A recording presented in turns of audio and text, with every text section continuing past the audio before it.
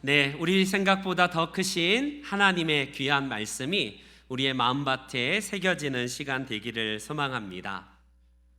엊그제 국회에서 한 공청회가 열렸어요. 관심 있으신 분들은 아시겠지만 최근에 참 뜨거운 감자, 아니 이미 오래전부터 뜨거운 감자로서 한국 교계와 한국 사회의 이슈 중에 하나인 차별금지법에 대한 이 발의가 15년 만에 국회에서 정식으로 공청회가 열렸습니다.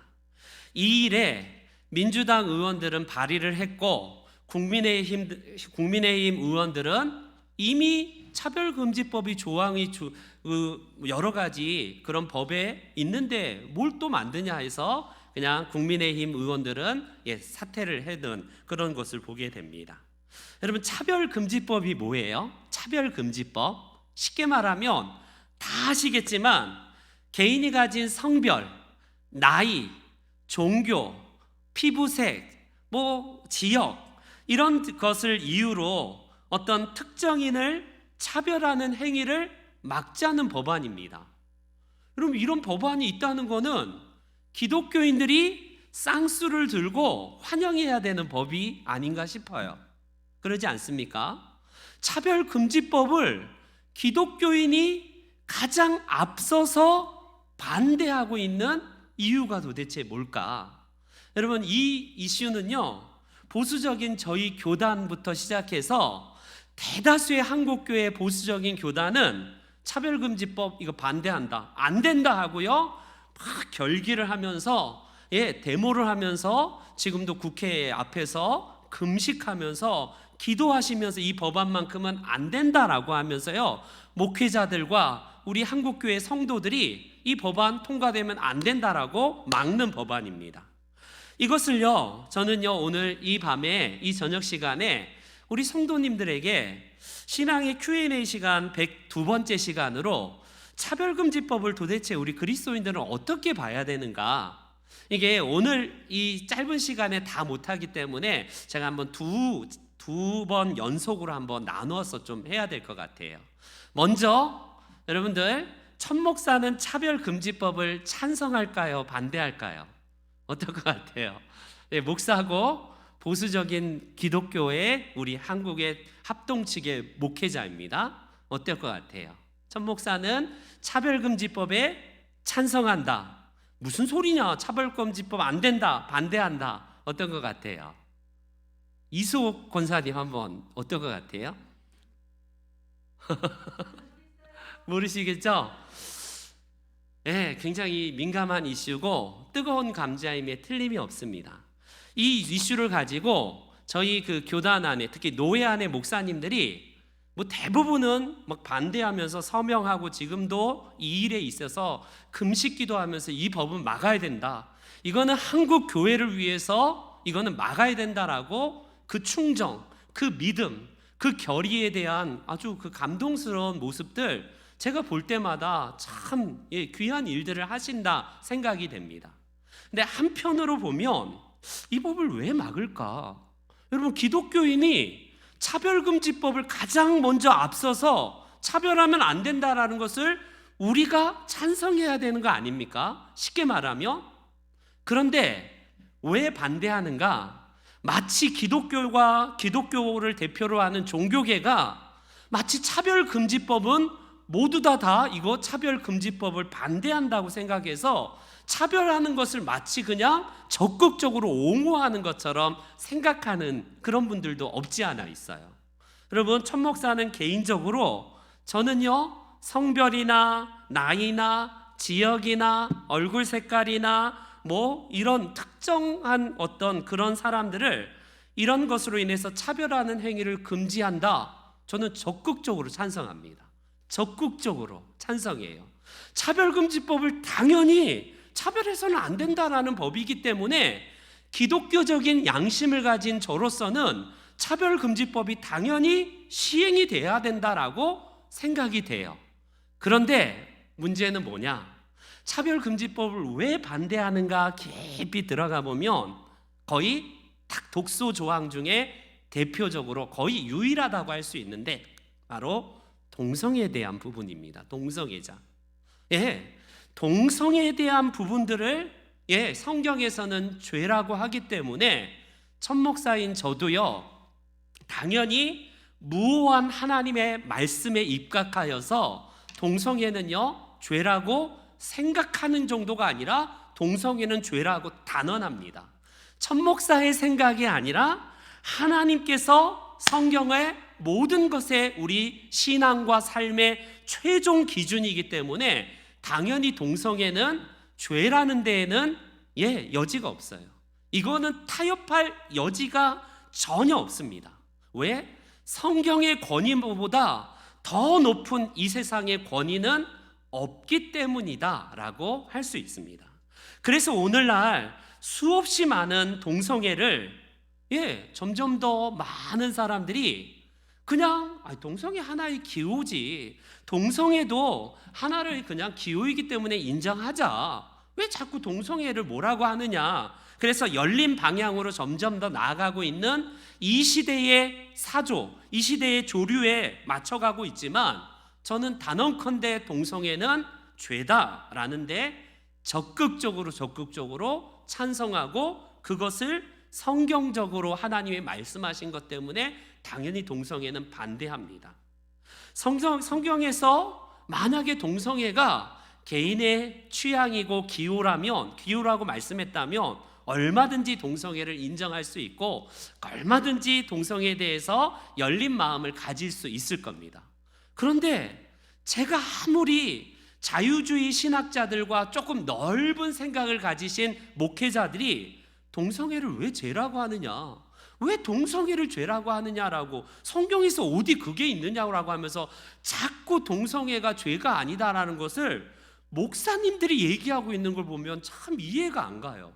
왜 성경에서 여러 차례 동성애는 죄라는 목록에 계속해서 동성애가 들어가 있음에도 불구하고 동성애를 자꾸 빼려고 하는 그 의도 자체가 도무지 저로서는 납득이 안 가요. 납득이 안 갑니다. 하나님께서는요, 창조의 질서에서 한 남자와 한 여자를 창조하셔서 둘의 다른 성이 만나서 결혼하는 것을 저는 성경적인 하나님의 말씀이자 하나님께서 창조 질서로 세우신 원리라고 저는 믿어요. 그래서 동성애를 사랑으로 인정하자, 그냥 동성애도 받아들이자, 동성애도 하나의 기호이기 때문에 인정하자라는 것은 절대로 저는 불가능하다고 생각을 해요. 배우자가 아닌 사람을 그냥 사랑으로서 만날 수 있지, 이게 성립되나요? 가능한가요?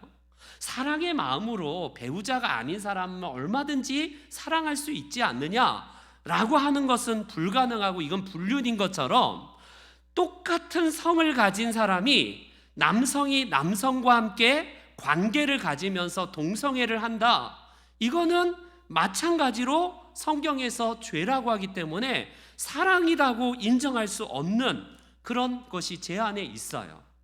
어떤 사람들은 여전히 동성애를 이렇게 얘기합니다. 저는 의학자도 아니고 의학적인 지식이 일천한 사람으로서 동성애가 원래 선천적인 기질로 아예 태어나자마자 동성애 기질을 가진 걸 어떻게 아느냐.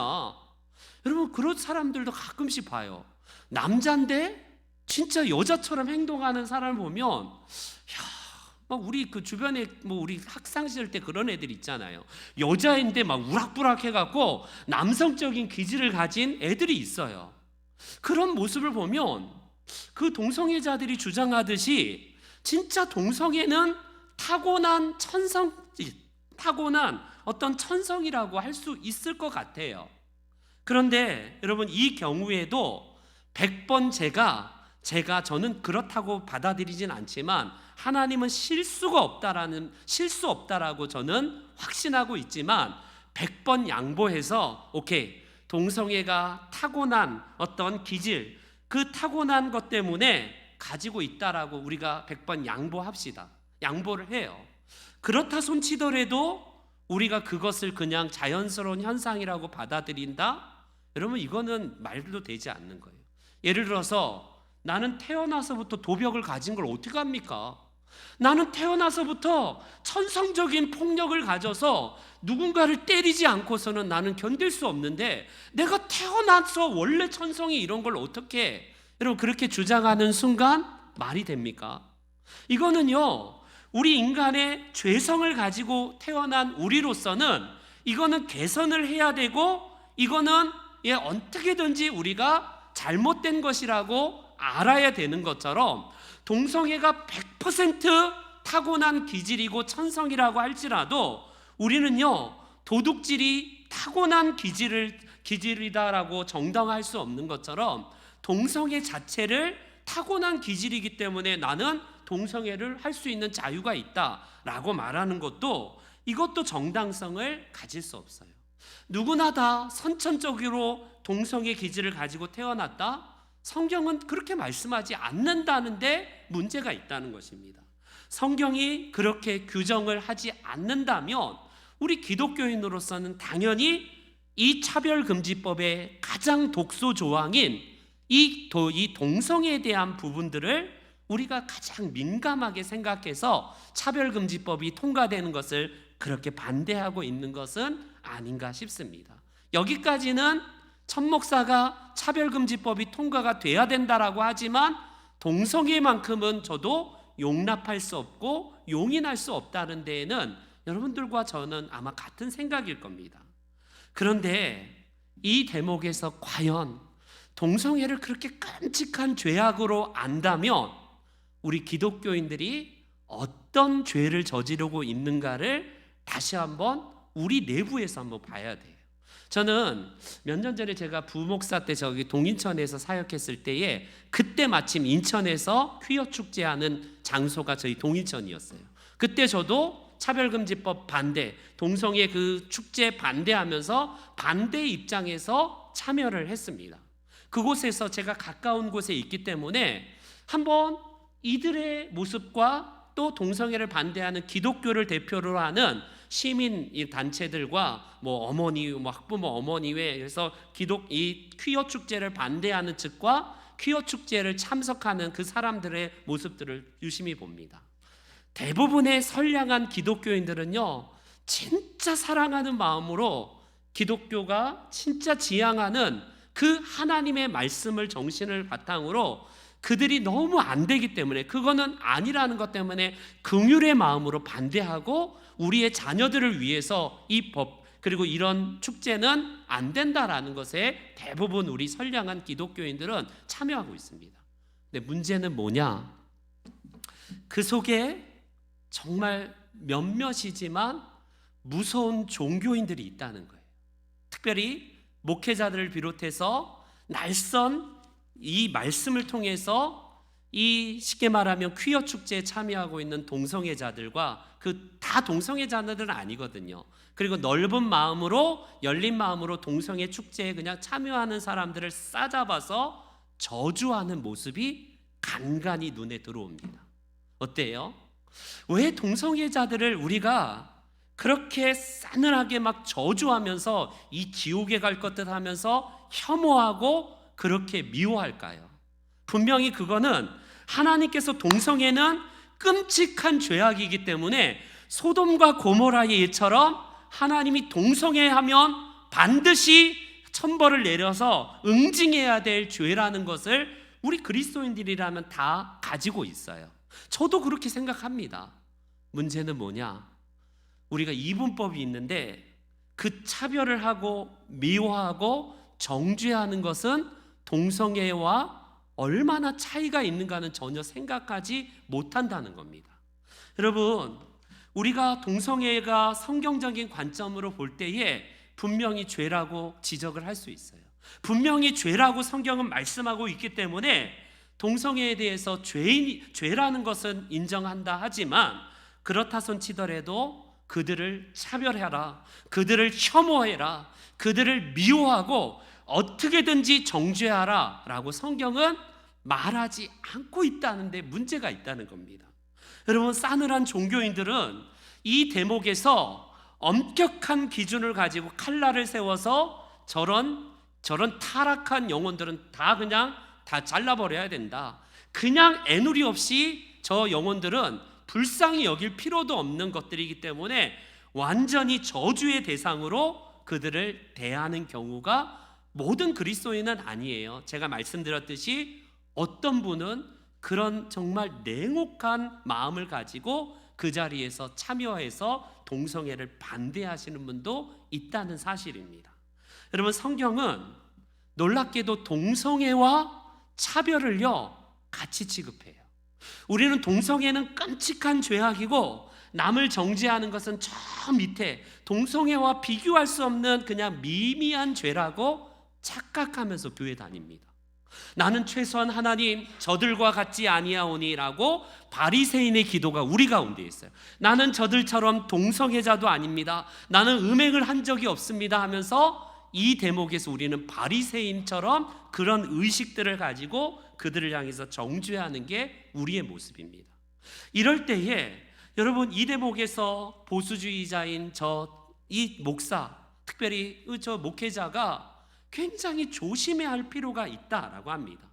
누군가가 죄를 저질렀다고 하면요, 어이구 괜찮아, 죄 저질러도 돼, 누구나 다 실수할 수 있어. 제가 죄를 미워하자는 거 아닙니다. 죄를 그냥 그럴 수도 있다라고 무조건 정당화하자는 말도 절대로 아니라는 사실 기억하셔야 돼요.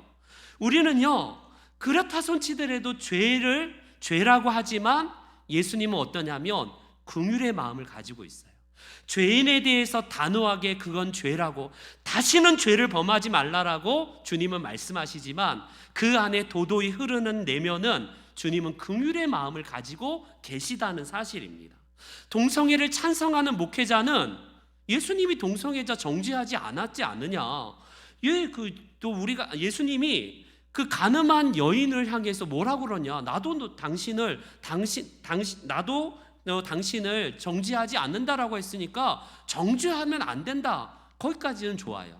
그러나 예수님은요, 그것이 죄라는 사실을 반드시 지적하고 계시다는 사실을 놓치고 있다는 겁니다. 이 대목에서 우리가 아무리 동성애자라도 하나님의 형상을 가진 사람이라는 사실을 꼭 기억하셔야 돼요.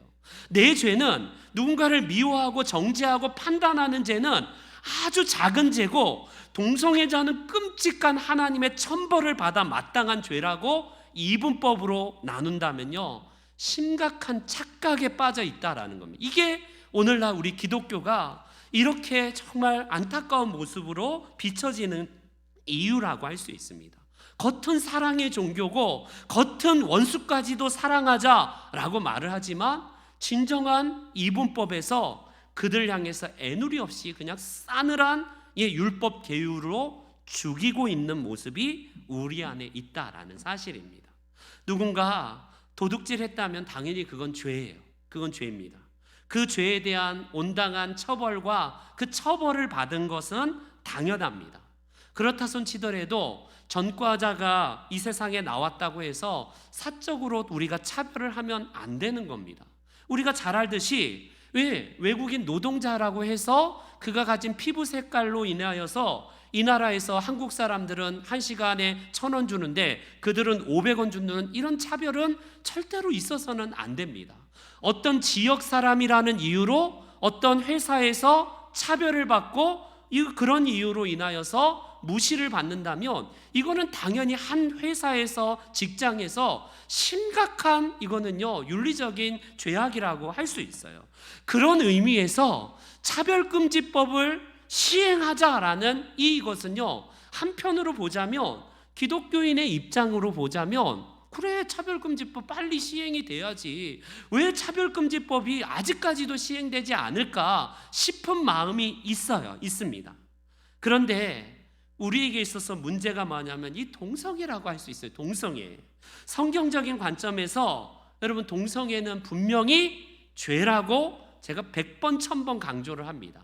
근데 문제는 뭐냐? 여러분, 우리가 신정국가가 아니라는 사실입니다. 대한민국이 최소한 기독교 국가나 불교 국가나 이슬람의 어떤 종교 국가, 신정국가 한 어느 종교가 이 나라의 국법이 될 수 있는 법은 없어요. 분명히 성경에서 동성애는 죄라고 하지만 이 나라의 국가적 차원에서 동성애 한다고 처벌하지 않는다는 사실입니다. 여러분, 신정국가가 아닌 이상 성경적인 규범이 이 대한민국의 법이 그의 대표적인 법안으로 자리할 수 없는 안타까운 현실인 것은 분명합니다. 예를 들어서 여러분들이 만약에 우리 대한민국의 법이 성경적인 정신에서 세워져야 된다라는 이승만 대통령 그 시대의 정신과 같이 딱 한다면 불교인들이 득달같이 달라들어서 이거 차별이다라고 했을 것이고, 다른 어떤 종교들이 당연히 이거는 차별이다라고 엄청나게 반대에 부딪힐 겁니다. 오늘 한번 보세요. 국가에서 성경 분명히 간음은요 죄라고 하지만 국가에서는요 어때요? 간통법 사라졌습니다. 낙태는 분명히 성경에서 죄라고 하지만 국가에서 이제 더 이상 낙태도 인정하는 이런 시대 아닙니까?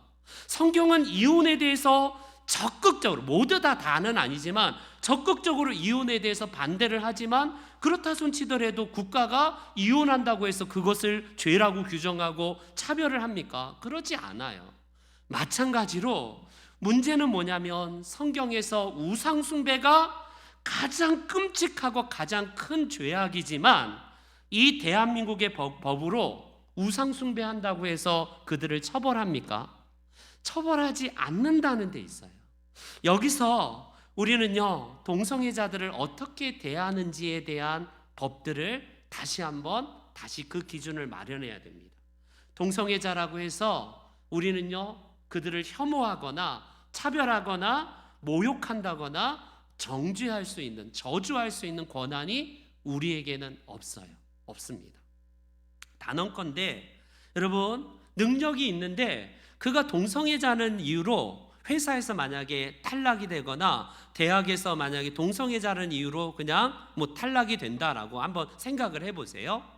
만약에 내가 어느 지역 사람인데 그 지역 사람인 이유로 인해서 회사에서 승진해서 누락이 되거나 그 회사 임용해서 만약에 누락이 된다고 생각해 보세요. 이거는 말도 되지 않는 거 아니겠습니까? 마찬가지로 동성애자라는 이유로 그가 불이익을 당한다면요, 이거는 안 되는 거예요. 마찬가지로 안 됩니다. 차별금지법은 말 그대로 그런 차별들을 누구나 다 대상으로 해서 나이가 어떻고 성별이 어떻고 피부색이 어떻고 그가 대한민국 사람이 아닌 저 동남아시아 사람이라는 이유로 여러 가지 이런 이유로 불합리하게 차별을 당하는 것을 막아보자라는 좋은 취지의 법안이라고 할 수 있습니다. 할 수 있어요. 문제는 대한민국에는 동성애에 대한 이 법안이 그것을 죄라고 하거나 동성애한다고 그것을 처벌할 수 있는 이런 법안들이 없다라는 사실입니다. 왜? 그것은요 당연하게 그것은 세상이 인정하고 세상은 용인하기 때문에 그렇습니다. 여러분, 인간은 때로는 악해서 다수가 되는 순간에 소수를 억압하고 횡포하는 경향이 있어요. 우리가 왜 기독교를 꿈꾸는가? 어떤 분은 그래요.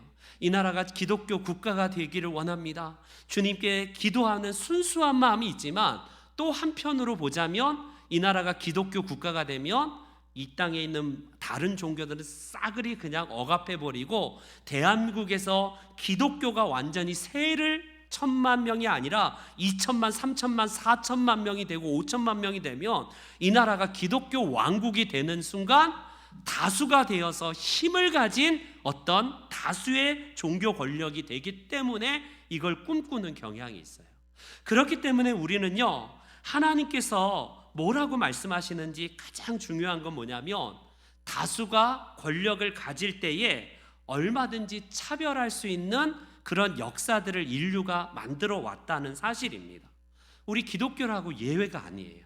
기독교라고 역사에서 기독교가 다수를 차지하고 이 메이저가 되는 순간 소수, 이 마이너리티를요 얼마나 억압하고 차별하고 심지어 죽이기까지 한 역사를 우리는요 역사에서 교훈을 받아야 된다라는 사실입니다.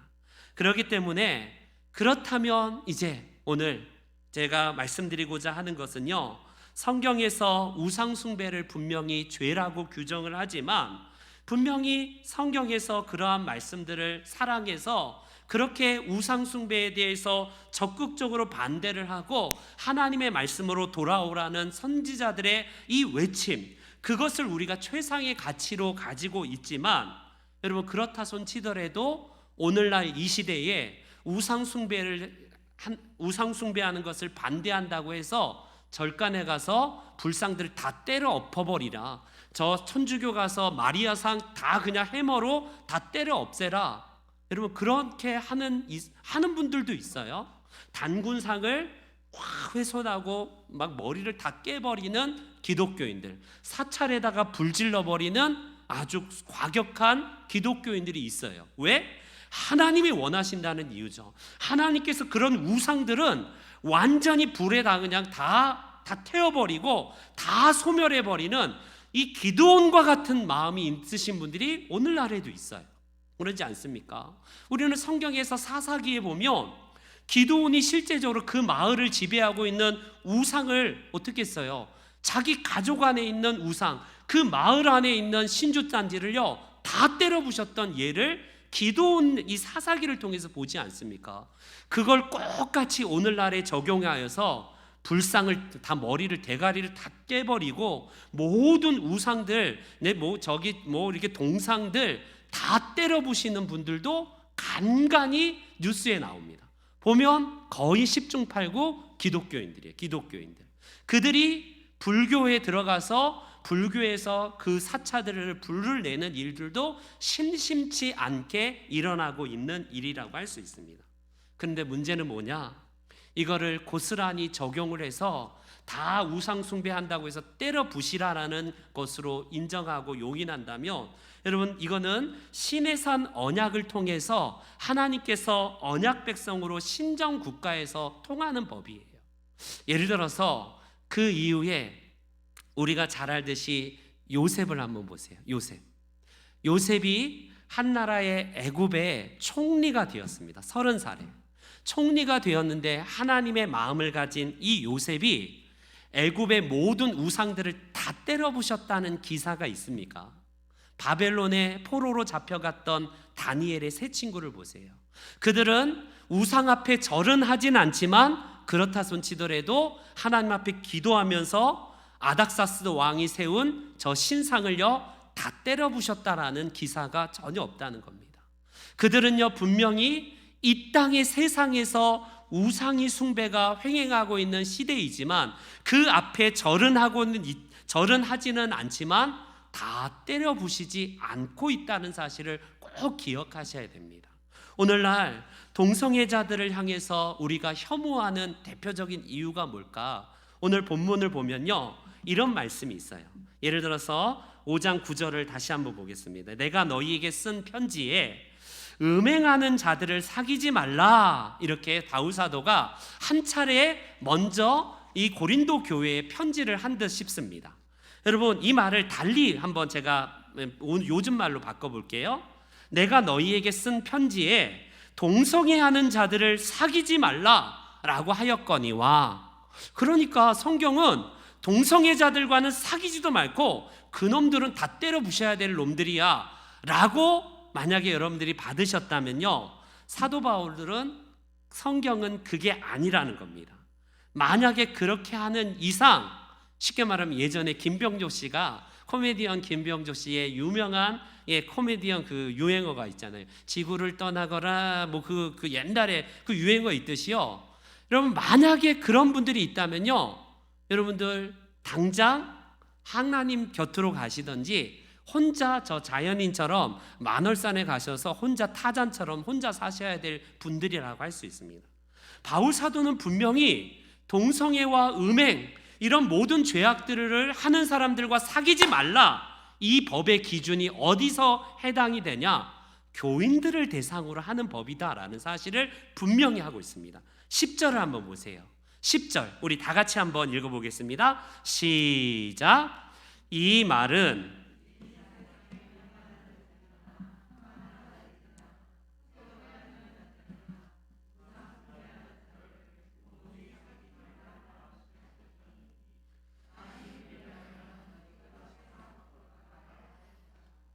여러분, 교회 안에 우상 숭배를 하는 자들이 있으면 안 돼요. 이건 안 됩니다. 교회 안에 동성애자를 옹호하고 동성애에 대해서 찬동한다? 이거 안 된다는 거예요. 하나님의 원칙은 하나님의 마음을 가진 교회 안에서 이런 일들이 일어난다면 너희는 그런 자들과 도무지 사귀지 말라. 이게 하나님께서 바울 사도에게 주신 법입니다. 오늘날 교회 안에 교묘히 들어와서 이런 우상 숭배를 조장하고 이런 음행과 동성애를 조장하는 사람들이 있다면요, 여러분 저한테 보고해 주세요. 말씀해 주셔야 돼요. 이거는 안 됩니다. 근데 문제는 뭐냐? 이거를 우리가 다 세상까지 적용하면 안 된다는 거예요. 하나님의 말씀은.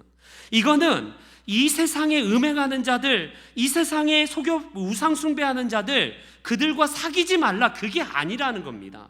만일 그렇게 된다면 우리는 이 세상에서 떠나서 너희가 그냥 세상 바깥에서 살아야 된다, 그 말씀입니다.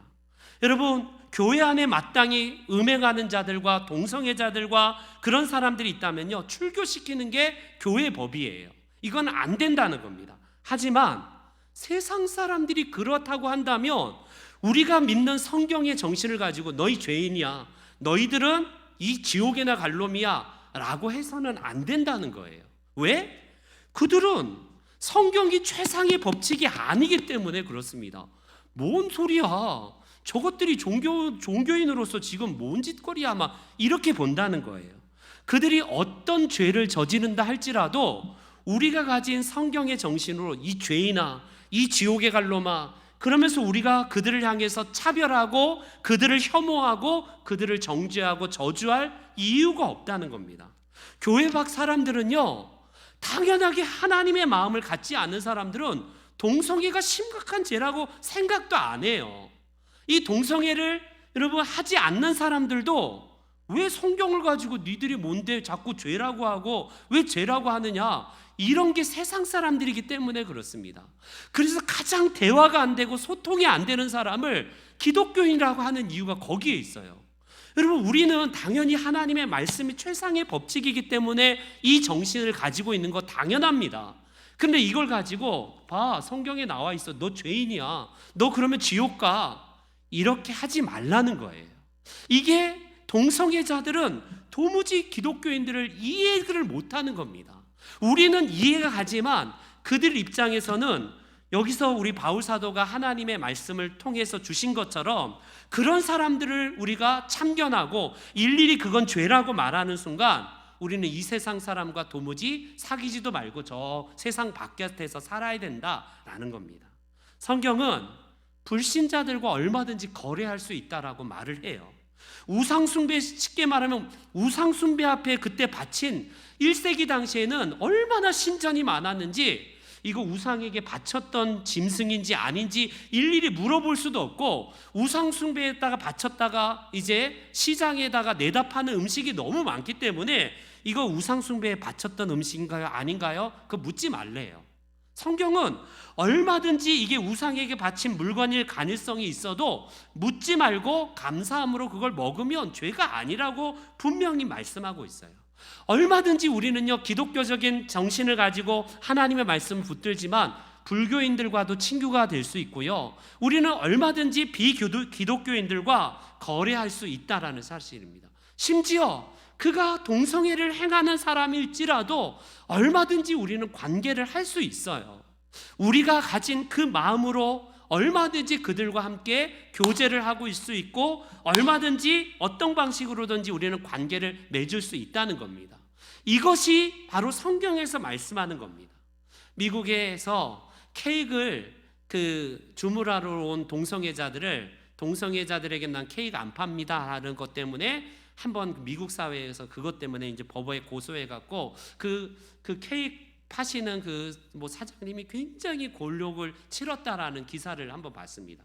동성애자에게 케이크를 안 판다는 이유로 그거 법에 고소해갖고 굉장히 어려움을 겪었다는 그런 이야기를 들었어요. 저는 그 케이크를 양심상, 난 기독교적인 양심상 이 동성애자들에게 안 팔어, 얼마나 순수한 신앙이겠어요. 얼마나 좋습니까? 그러나 우리가 만약에 그런 마음으로 만약에 장사를 한다면 여러분, 동성애자뿐만이 아니라 비기독교인들, 불교인들, 이 세상에 있는 다 타종교인들을 향해서 장사 거래 안 해야 돼요. 기독교인들만 그냥 거래할 수 있는 그 장사를 해야 되겠죠.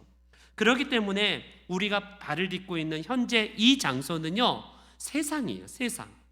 우리는 이 땅에서 분명히 이 세상의 법에 우리는요 저촉하면서 사는 건 안 된다는 사실입니다.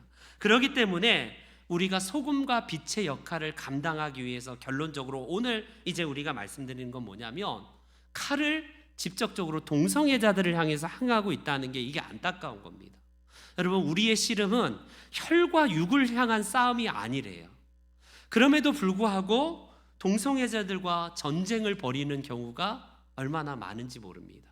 저는 제가 그 청소년 쉼터에서 이 아이들을 좀 대하였는데 동성애 성향을 가진 애들이 있어요.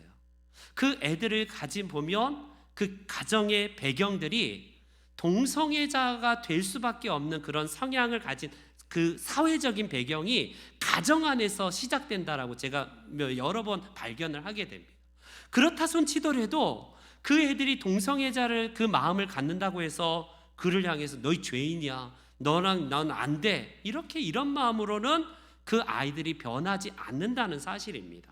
분명히 우리가 기독교적인 세를 불려서 뭔가를 완력을 쓰고 힘을 불어서 기독교 단체가 이런 단체다라는 것을 우리가 세상에 보여주기 위한 방식으로, 세상의 방식으로 여론전을 하고 힘쓰는 방법으로 그 동성애자들을 박멸해야 된다라고 생각한다면 여러분, 그 싸움은 오래가지 못합니다. 죄송하지만 오래가지 못해요. 우리의 대적은 성경에서 말할 듯이 보여지는 동성애자가 아니라 보이지 아니하는 악에 대한 싸움이에요. 영적 싸움은 바로 우리를 탐욕해 하고 우리 안에 이기적인 마음을 가고 교만하게 하는 사단과의 전쟁이라는 사실을 꼭 기억하셔야 됩니다. 우리는요, 그렇기 때문에 베드로가 보여지는 대적인 보여지는 대적인 말고의 귀를 대제사장의 종의 귀를 잘라버렸잖아요. 예수님은요 뭐라고 하냐면 귀가 잘린 귀를 다시 붙이시면서 기도해 주시면서 낫게 하시고 베드로에게 한마디 하는, 칼로 쓰는 자는 칼로 망할 것이다. 여러분, 예수님께서는요 얼마든지 칼을 칼집에 도로 꽂으라라고 말씀하시면서 그들과 싸우려고 하지 않았다는 사실입니다. 얼마든지 주님은 보여지는 로마 병정과 저 바리새인들을 비롯해서 이 종교인들과 한판 붙자해 갖고 물리적인 싸움을 했다면 할 수 있는 분인데, 그게 진정한 싸움의 목적이 아니고 본질이 아니기 때문에 주님은요 그들과 싸우지 아니하고 무력하게 붙잡아 가시면서도 기도하실 뿐이라는 사실을 기억하십시오. 타락할 대로 타락했던 중세 기독교가 바로 이 아주 잘못된 모본을 보였어요. 십자군을 보세요. 십자군은 겉표면적으로 보면 이 깃발을 내세우면서 성직자들을 앞세워서 소위 말하는 저 14, 10창에 있는 이슬람 사람들, 저 회교인 저놈들 다 쓸어버려야 된다. 하나님 없는 저 알라신 믿는 것들 다 쓸어버려야 된다 해갖고 어마어마한 무력을 동원해서 정말 피가 막 너무 잔인해서 사륙이 너무 끔찍한 교회의 죄악을 중세 때 벌였지 않았습니까? 지금도 이슬람이 왜 저 서양에 대해서 저렇게 치를 떨면서 싫어하는 그 이유가 바로 중세 때의 엄청난 살육을 기독교의 이름으로, 성경의 이름으로, 하나님의 이름으로 행했다는 겁니다. 저는 제일 무서운 게 뭐냐면, 기독교가 힘을 가진 종교라면 얼마든지 오늘날에도 여러분 타 종교인뿐 아니라 이 지금 바로 동성애자들을 그렇게 무참하게 참수 더 저리 가랄 거예요. 그런 힘을 가진 종교가 칼을 쓰는 종교가 될까봐 제일 두렵습니다. 제가 말씀하고자 하는 이 무엇들이 아직 결론이 맺어지지 않았어요. 이런 의미에서 우리가 차별금지법을 어떻게 봐야 될까? 우리가 한번, 지금 시간이 없기 때문에 다음에 한 번 더 말씀하면서 결론을 낼 때 전 목사님 사상이 이상한데 그렇게 생각하지 마시고, 우리가 진정으로 성경에서 하나님이 뭘 원하시는지 우리가 그걸 붙들면서 진정으로 사랑이 이기는입니다. 우리가 칼이 그들을 바꾸지 못해요. 너희들이 죄야. 성경에서 그렇기 때문에 너희들은 지옥 갈 놈들이야. 그렇게 혐오하고 저주하고 차별해서는 안 된다는 것을 제가 말씀드리는 것뿐입니다. 우리 모두가 주님의 그 긍휼의 마음을 가지시고 이 복잡 다단한 세상에서 어떻게 기독교적인 생각으로 이 세상을 정말 하나님의 나라로 바꿀 것인가, 그게 가장 관심이 되고 저와 여러분들이 이를 위해서 함께 노력하는 주님의 거룩한 백성들, 주님의 거룩한 교회가 되시기를 주의 이름으로 축원합니다. 아멘.